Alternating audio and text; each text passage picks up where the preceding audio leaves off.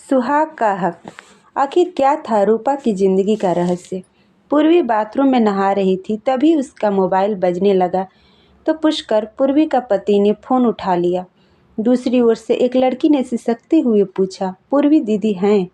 हाँ है, पर अभी बाथरूम में नहा रही है। आप उन्हें बता देना कि रूपा दीदी नहीं रही। यह सुनते ही पुष्कर अवाक रह गया।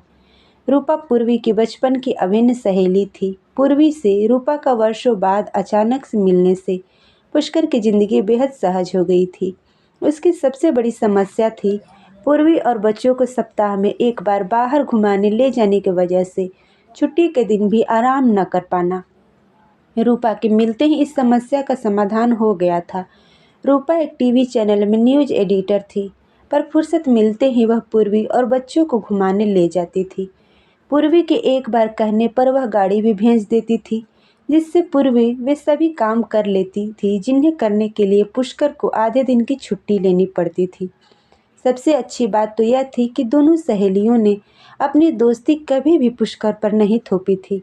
न तो पूर्वी उसे रूपा के घर चलने को कहती थी और न ही जब तक रूपा को अपने घर पर बुलाती थी। कभी कभार रूपा से मिलना पुष्कर को भी अच्छा लगता था। दोनों में साली जीजा वाली नोक-झोंक हो जाती थी। कुछ महीने पहले पूर्वी ने उसे बताया था कि रूपा दिल की मरीज है और पेसमेकर के सहारे जी रही है, लेकिन उसका इतनी जल्दी और इस तरह चले जाने की संभावना न थी। न जाने पूर्वी इस आघात को कैसे झेलेगी। अभी वह कल रात ही तो दोनों टूर से लौटे थे, इसीलिए आज पुष्कर का ऑफिस जाना जरूरी था, लेकिन उससे भी ज़्यादा जरूरी है पूर्वी के साथ रहना। फिर उसने दबी जबान में पूर्वी को यह सब बात बताई। यह तो होना ही था, पूर्वी ने लंबी सांस लेकर कहा। 2 सप्ताह से अस्पताल में थी। डॉक्टरों ने कह दिया था कि पेसमेकर कभी भी साथ छोड़ सकता है। इसलिए मैंने आपसे बगैर सलाह किए बच्चों को छुट्टियां मनाने के लिए सोना भाभी और उनके बच्चों के साथ मनेर भेजना बेहतर समझा। तुमने बहुत ठीक किया पूर्वी। बच्चों को रूपा से कितना स्नेह हो गया था। उसे अस्पताल में देखकर परेशान हो जाते। दुखी तो खैर अब भी बहुत होंगे, पुष्कर बोला। यह तो स्वाभाविक है, कहकर पूर्वी ने मोबाइल उठा लिया। अर्चना, कब हुआ यह सब? बॉडी को ऑर्गन डोनेशन के लिए भिजवा दिया तो तुम भी घर चली जाओ। मैं कुछ देर में वहीं आ रही हूँ। जिसे भी खबर करनी है उसकी लिस्ट बना लो। मैं आने के बाद फ़ोन कर दूंगी। और फिर पूर्वी मोबाइल रखकर किचन की ओर बढ़ गई। बस एक कप चाय बना दो पूर्वी, नाश्ते के चक्कर में मत पड़ो, पुष्कर ने धीरे से कहा। थोड़ा सा नाश्ता बना देती हूँ, नाश्ता बनाने में कुछ देर नहीं लगती। लंच नहीं बना सकूँगी, आज ऑफिस की कैंटीन से ही कुछ मंगवा लेना। मैं आज ऑफिस नहीं जा रहा, तुम्हारे साथ चल रहा हूँ पूर्वी। कितनी भी सादगी से करो, फिर भी अंतिम संस्कार में बहुत काम झाम होते हैं। वो सब संभालने के लिए राज भैया हैं। राज भैया का तो रूपा से कोई जान पहचान ही नहीं है, तो वो वहाँ कैसे होंगे? पुष्कर ने हैरानी से पूछा। राज पूर्वी का मौसेरा भाई था जो राजस्व विभाग का उच्चाधिकारी था, इसीलिए राज की मुलाकात उन लोगों से अक्सर होती रहती थी। लेकिन पुष्कर ने रूपा के बारे में दोनों भाई बहन को कभी बात करते नहीं देखा था। तब पूर्वी ने कहा, मैंने आपको बताया तो था कि राज भैया एम.कॉम और फिर प्रतियोगी परीक्षा की पढ़ाई के लिए 2 साल तक हमारे ही घर में रहे हैं। फिर सामने की कोठी में रहने वाली मेरी अभिन्न सहेली रूपा को कैसे नहीं जानेंगे? फिर तुमने कभी राज भैया के परिवार के साथ चाय या खाने पर रूपा को क्यों नहीं बुलाया? और कभी उन लोगों से रूपा के बारे में बात भी नहीं की। और तो और मुझे भी यह नहीं बताया कि उन दोनों में भी इतनी घनिष्ठता है कि अति व्यस्त रहने वाले राज भैया अपने सब काम धाम छोड़कर उसके अंतिम संस्कार का तामझाम संभालने को मौजूद हैं। पुष्कर ने शिकायती स्वर में पूछा। पूर्वी हैरान होकर कुछ देर चुप रही, फिर गहरी सांस लेकर बोली, किसी के जीवन के बंद रहस्य को खोलने का मुझे हक तो नहीं, मगर अब जब तुम तुम्हारी जिज्ञासा जगा ही दी है तो चलो आज पूरी कहानी सुना देती हूँ। राज भैया और रूपा को पहली नज़र में ही प्यार हो गया था और मेरी सहयोग से वह प्यार परवान चढ़ने लगा। जात पात का लफड़ा नहीं था। फिर मेधावी राज भैया प्रतियोगी परीक्षा की तैयारी कर ही रहे थे। रूपा पूरी तरह निश्चिंत थी कि उसके अफसर पिता को प्रशासनिक अधिकारी राज भैया से उसकी शादी करने में कोई ऐतराज नहीं होगा। अतः वह बेअटक भैया के साथ प्यार की बंसी बजा रही थी। 2 साल तक बगैर किसी को पता चले सब कुछ अच्छे से चलता रहा। हम दोनों की एमए की और राज भैया की प्रतियोगी परीक्षाएं शुरू होने वाली थी। उसके बाद भैया का हमारे घर रुकने और उन दोनों की शादी 2 वर्ष तक होने का कोई सवाल ही नहीं था। यह सोचकर राज भैया और खासकर रूपा बहुत परेशान रहती थी। इसी बीच एक दिन मौसी जी ने फ़ोन करके बताया कि उन्होंने राज भैया की छोटी बहन का रिश्ता उनकी पसंद के लड़के से कर दिया है। राज भैया को लगा कि जब उसकी बहन का रिश्ता उसकी पसंद से हो सकता है तो उनका क्यों नहीं, और फिर छोटी बहन की शादी के बाद तो उनकी शादी में कोई अड़चन भी नहीं रहेगी।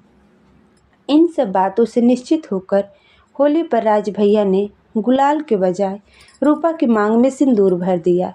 हालांकि रूपा ने उस सिंदूर को सिर पर ढेर सारा गुलाल डालकर छिपा दिया, लेकिन वह उसकी माँ की पैनी नज़रों से नहीं छिप सका। उन्होंने देख लिया था कि सिंदूर है, और यह भी कि यह सिंदूर किसने उसकी मांग में भरा है। रूपा की जितनी लानत मलानत होनी थी वह तो हुई। उसके हमारे घर आने और फ़ोन करने पर रोक लग गई। रूपा के यह कहने पर कि राज उसके लिए सर्वथा उपयुक्त है और प्रतियोगी परीक्षा दे रहा है, उसके पिता ने व्यंग से कहा कि दूसरों के घर में रहने और लड़कियों से आंख लड़ाने वाले लड़के का इस परीक्षा में पास होने का सवाल ही नहीं उठता, और न ही छोटी मोटी वकालत करने वाले उसके बाप की हैसियत उनके समधे बनने लायक है। अतः रूपा पर राज की परछाई भी नहीं पड़नी चाहिए। कॉलेज में परीक्षा दिलवाने के लिए रूपा की माँ उसे छोड़ने और लेने आती थी, लेकिन परीक्षा हॉल से बाहर निकलने के पहले मैं और रूपा बात कर लिया करते थे। मैं उसे राज भैया का पत्र दे देती थी और उसका पत्र भैया को देती थी। रूपा ने बताया था कि उसके पापा ने वहाँ से अपनी बदली करवा ली है और उसकी परीक्षा खत्म होते ही सब लोग वहाँ से चले जाएंगे, पर कहाँ जाएंगे यह किसी को भी नहीं पता। तो भैया ने उसे आश्वस्त कर दिया कि किसी भी सरकारी अफसर का पता ठिकाना खोजना मुश्किल नहीं होता है। कहीं भी चले जाएं, प्रशासनिक सेवा में चयन होते ही वह उसके पिता से मिलने आएंगी। बस तब तक रूपा अपनी शादी टाल दे। रूपा ने भी आश्वासन दिया था कि व्यावसायिक कोर्स करने के बहाने 2-2.5 वर्ष आसानी से शादी टाली जा सकती है। रूपा की परीक्षा खत्म होने की अगली सुबह ही उनकी कोठी पर ताला लगा हुआ दिखा। कुछ दिन बाद राज भैया भी अपने घर चले गए और मैं दीदी के पास छुट्टियों में दिल्ली चली गई। वहाँ जीजू के कहने पर मैंने समय गुजारने के लिए कंप्यूटर सीखा तो था, लेकिन उसमें मुझे इतना मज़ा आया कि मैंने उसी में स्पेशलाइजेशन करने का फ़ैसला किया और उसके लिए दीदी के पास ही रहने लगी। फिर वहीं तुमसे मुलाकात हो गई। कुछ समय बाद पता चला कि राज भैया का चयन राजस्व सेवा विभाग में हो गया है और उनकी शादी हो रही है। यह सुनकर मुझे बहुत धक्का लगा, लेकिन तब तक मेरी दुनिया तुम्हारे नाम से शुरू और ख़त्म होने लगी थी। अतः न तो मैं राज भैया के संपर्क किया और न ही उनकी शादी में गई और न ही वे मेरी शादी में आए। अब तक रूपा ने भी मुझसे कोई संपर्क नहीं किया था। मेरे पास तो उसका अता पता भी न था।